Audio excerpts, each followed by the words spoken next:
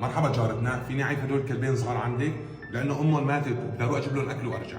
تكرم عينك. ما بتاخر، انا ساعه وبرجع.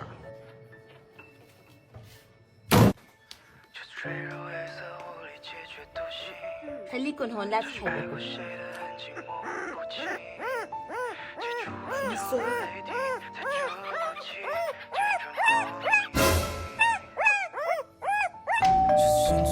بعد اذنك اعطيني الكلاب. تكرم عينك يلا. أمي كان في هون كلبين صغار شفتيهم؟ قصدك هدول؟ سويتيهم شحاطة؟